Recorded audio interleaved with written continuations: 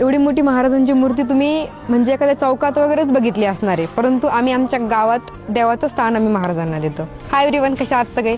आम्ही कुठे फिरायला नाही आले, तर आज मी आले स्वतःच्या गावामध्ये. तेच गाव सध्या ट्रेंडिंगला सगळ्यात जास्त आहे, तेच म्हणजे जातमुक्त गाव, आपलं सौंदळा गाव. येस, तुम्ही खूप ठिकाणी व्यसनमुक्त गाव ऐकलं असेल, तुम्ही तंटामुक्ती गाव ऐकलं असेल, पण जातमुक्त गाव तुम्ही कधीच ऐकलेलं नसणार. तर ते माझं गाव आहे, जातमुक्त गाव. आमच्या तिथं पिठाची गिरणी पण मोफत आहे, प्लस वॉटर ATMs आहेत. तिथं 5 रुपयामध्ये 20 लिटर पाणी, ते पण थंड पाणी मिळतं.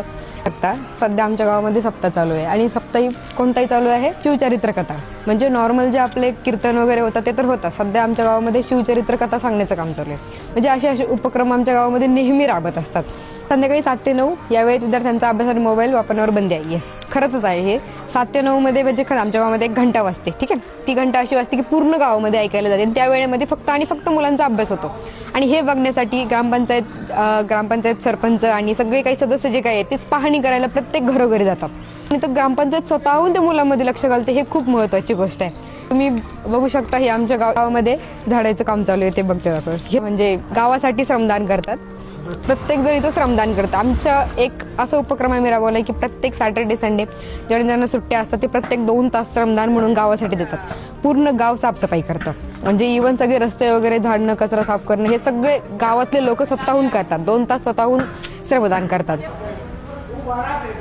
खरंच आमच्याकडे शिवी दिल्यानंतर 500 रुपये दंड आहे. पूर्णपणे शिवीमुक्त गाव आहे आमचं. कुठं काही आढळलं, आम्ही पूर्ण गावामध्ये एक तर पूर्ण गाव CCTV मध्ये कैद आहे एकदम. काही वाईट शब्द जर ऐकायला आले तर ते आम्हाला डायरेक्ट कळतात, कारण इथं प्रत्येक ठिकाणी कॅमेरे बसवले आहेत, माईक्स बसवले आहेत. त्यामुळे फायदा असा होतो की तुम्हाला शिवी दिली की खरंच 500 रुपये तुम्हाला दंड द्यावा लागणार आहे. ही खरंच करणं खूप महत्त्वाचं आहे. अजून एक गोष्ट दाखवायची, ती म्हणजे आमची माणुसकीची भिंत.